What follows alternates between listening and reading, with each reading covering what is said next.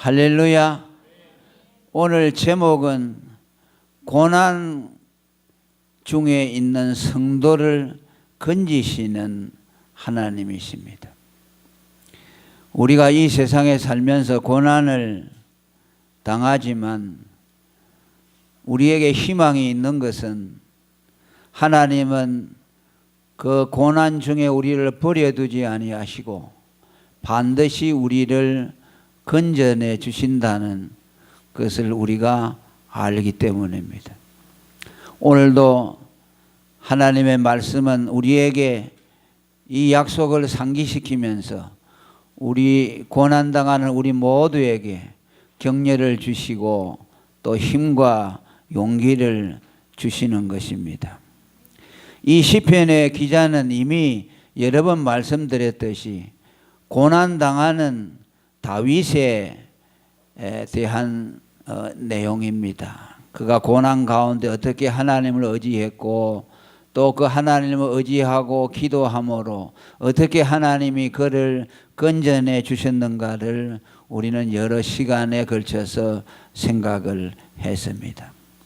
오늘도 여기 보니까 17절에 저가 위에서 보내사 나를 취하심이여 많은 물에서 나를 건져내셨다고 말씀합니다. 다윗은 그가 감당할 수 없는 원수와 대적자들이 많았고 고난이 많았는데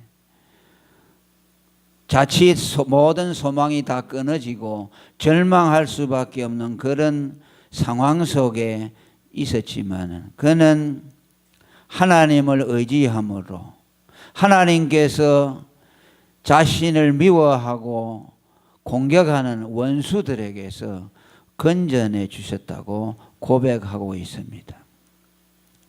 나를 강한 원수와 미워하는 자에게서 건져 주셨다고 18절에 계속 말씀합니다. 왜냐하니까 죄인은 나보다 힘이 센 영고이기 때문에 내가 감당할 수 없었는데 하나님이 그 원수들을 감당해 주시고 그 원수들에게서 건져내 주셨다는 말씀입니다. 이것이 믿음 아니겠습니까? 이것이 믿는 자에게 주시는 하나님의 약속입니다. 오늘도 우리가 사방이 다 깜깜하고 다 막혀 있는 것 같고 숨통이 하나도 없는 것 같지만은 단 한 군데는 여전히 열려 있습니다. 그것이 하나님입니다. 위로 뚫려 있는 하늘이 우리에게 있다는 사실 때문입니다. 다윗은 이것을 인정하고 도무지 자기 힘으로 벗어날 수 없는 원수의 공격으로부터 그가 많은 좌절을 경험했지만 그럼에도 낙심하지 아니하고 위에 계신 하나님을 향해서 끊임없이 의지하고 호소했습니다. 그 결과 하나님의 도우심을 받아냈습니다. 저가 위에서 보내사 나를 취하셨다고 하는 말씀은 주님께서 높은 곳에서 손을 내밀어 나를 움켜 잡아주시고 나를 건져내 주셨다고 새 번역에는 풀어서 설명을 하고 있습니다. 우리는 바울에게서도 동일한 고백을 봅니다. 고린도후서 4장 8절에 그는 사방으로 우겨쌈을 당하고 답답한 일을 당하고 핍박을 받고 거꾸로 뜨림을 당해서도 결코 낙심하지 아니하고 버림받지 않고 망하지 아니했다고 고백합니다. 이는 그리스도를 의지함으로 그 모든 것에서 승리할 수 있었다고 말씀합니다. 우리는 어려움을 당할 때 참으로 답답하지요. 문제가 해결이 안 되고 내 뜻대로 안 되고 원하는 대로 안 되고 사방이 다 막혀 있는 것 같은 절망적인 상황에 놓여 있을 때 우리는 너무 쉽게 포기하고 좌절하는 경우가 많습니다. 그러나 성경에 나오는 믿음의 사람들은 그런 경우에도 끊임없이 하나님을 의지하고 하나님의 도우심을 바랐습니다. 그런 믿음을 우리가 가져야 합니다. 시편 121편 1절에도 내가 산을 향하여 눈을 들리라 나의 도움이 어디서 올꼬 나의 도움이 천지를 지으신 여호와께서로부터 온다고 말씀합니다. 역대하 6장 21절에 솔로몬이 성전을 완공하니요 하나님 앞에 기도하는데 우리가 어려움을 당하여 기도할 때 하나님이 하늘에서 들으시고 우리들의 문제를 해결해 주실 것을 기도했습니다. 얼마나 소망적입니까? 이것을 읽으면은 우리의 답답함이 사라지게 되고 기도할 용기가 생기고 하나님에 대한 소망이 생겨나는 겁니다. 위에서 취하여 내셨다. 이 말에 주목해야 합니다. 아무도 건질 자가 없습니다. 사방으로 몇 겹이 나를 둘러싸고 있어서 도무지 내 주위에서는 나를 도와줄 사람이 없을 때 하나님이 위에서 나를 취하여 내셨다는 말입니다. 할렐루야. 이적이지요.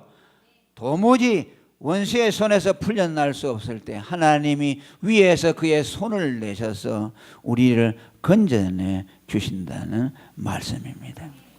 많은 물에서 나를 건져내셨다는 말씀은 고난에서 큰 고난에서 건져냈다는 말입니다.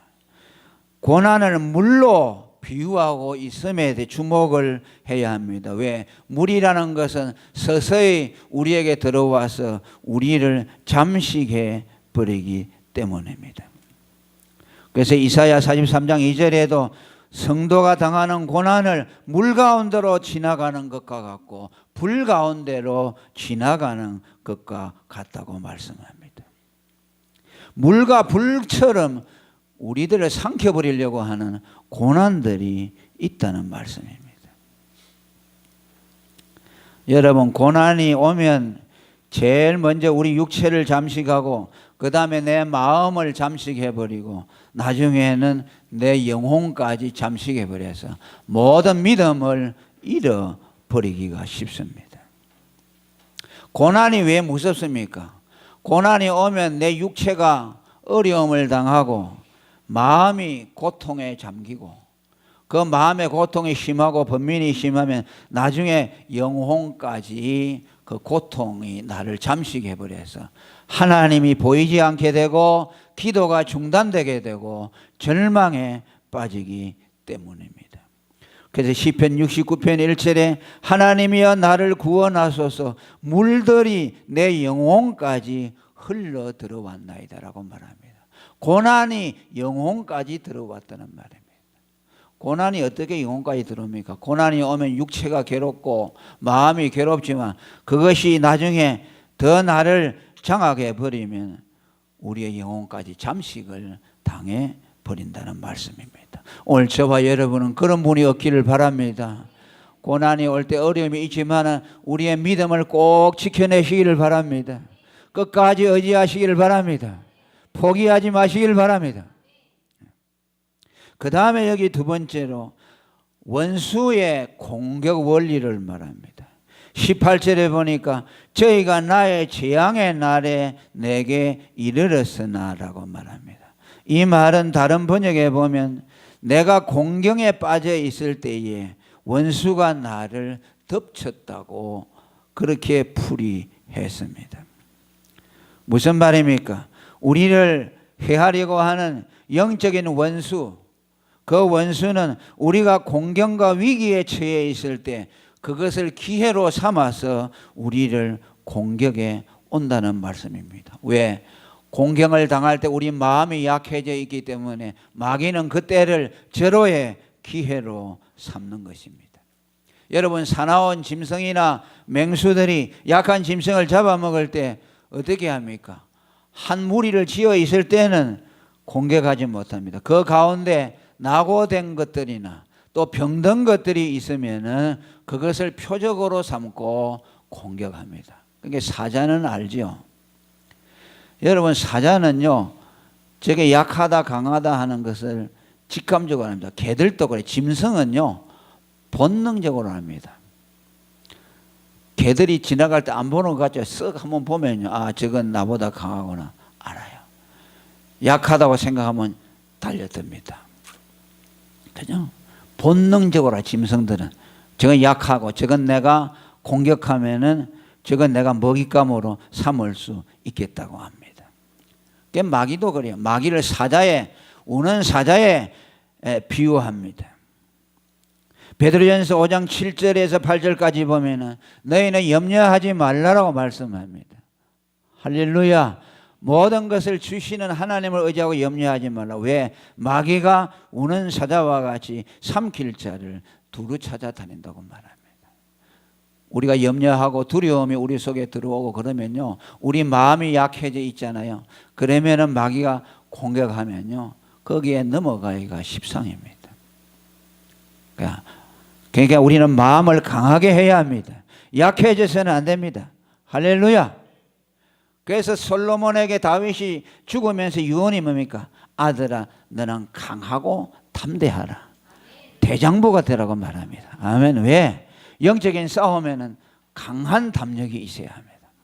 약하면 안 돼요. 두려우면 안 돼요.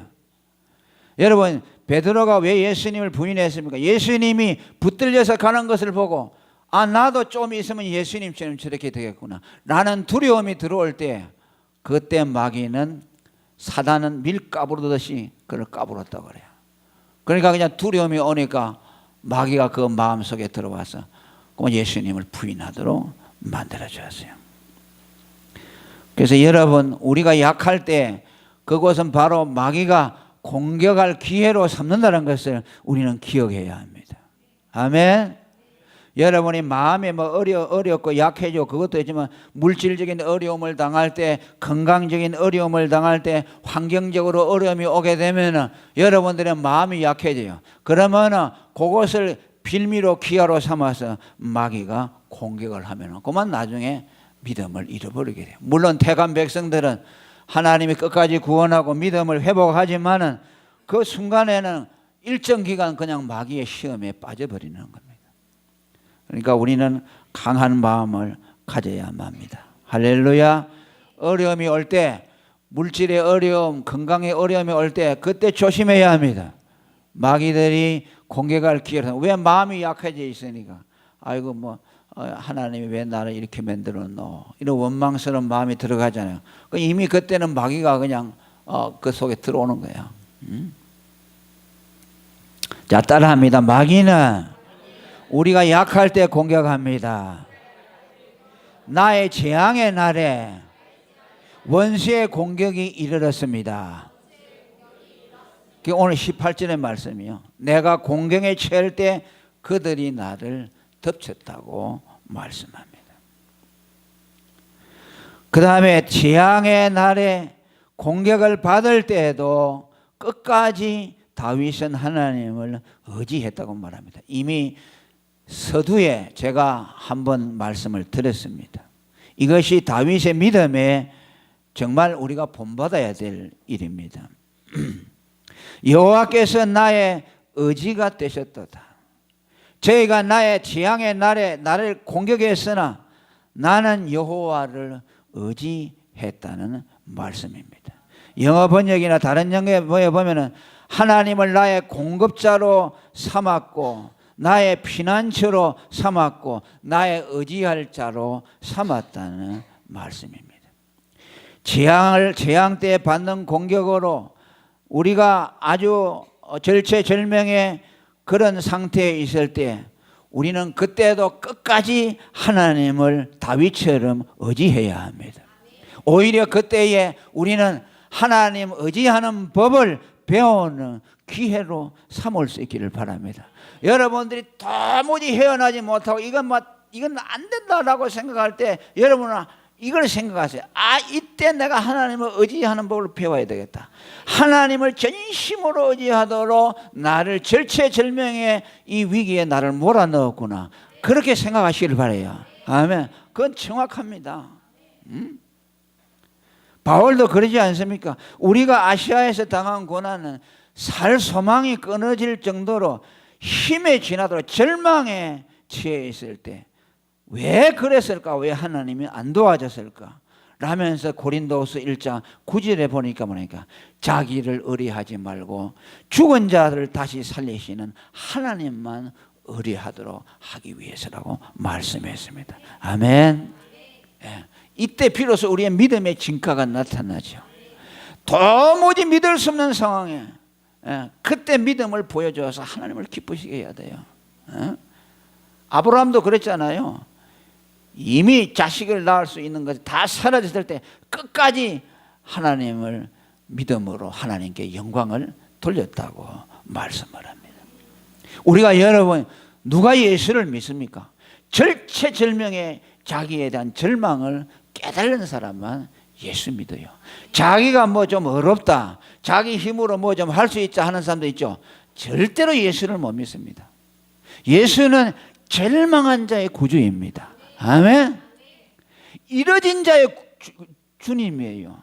나는 잃어버린 자를 찾아왔다는 거예요. 그 말은 뭡니까? The lost라고 했어요. 완전히 버려진 자라는 뜻이요.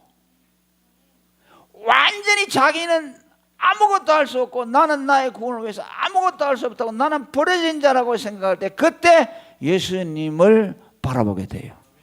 아멘. 그래서 몽학 선생이라는 건 뭐입니까? 율법이 와서 우리를 정죄함으로 그 정죄와 저주를 받아가지고서 도무지 나는 살 길이 없구나 라는 절망에 있을 때 그때 그리스도에게로 가서 믿음으로 어렵다함을 받게 한다고 갈라디아 3장 24절에 그것을 율법의 모항 선생 역할이라고 말합니다. 그러니까 율법이 없으면 예수를 못 믿어요. 율법에 가서 내가 죄인이고 얼마나 내가 무능하고 얼마나 내가 하나님 앞에 쓰레기 같은 자인가를 깨달을 때 비로소 예수님을 온 마음으로 영접할 수 있게 되는 겁니다. 아멘. 여러분 그렇게 되셔야 됩니다. 그렇게 되면요 예수님을 믿고 감사하게 되죠. 왜? 나 같은 쓰레기를 구원해 줬으니 얼마나 고맙습니까? 그러니까 하나님을 위해서 살게 되죠. 절망하고 예수를 구주로 믿지 아니하는 사람은 감사가 없어요. 그러잖아요. 자기가 조금 뭐 할 수 있는데 예수 믿어서 구원받았다 그러면 그 사람은 별로 감사할 게 없어요. 그런데 도무지 할 수 없는 절망한 자를 하나님이 구원했다고 생각할 때 그때부터 그 마음속에 감사가 생겨나요. 지옥 갈라는데 하나님이 나를 건졌네. 아이고 예수가 아니었으면 어떻게 됐노. 그런 마음이 있잖아요. 그러면은 그냥 완전히 죽을 자가 살아났으니까 하나님의 은혜로 생각하고 내가 어떻게 하는지 주님 위해 살아야 되겠다. 그 마음밖에 일어나지 않죠.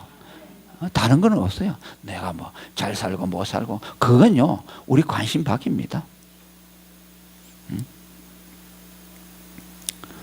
그리고 뭐입니까? 마지막으로 고난 중에 절체절명의 위기에 하나님을 의지했더니 하나님이 넓은 것으로 인도해 주시고 그를 건져 주셨다고 말씀합니다. 19절의 말씀 읽어봅니다. 시작.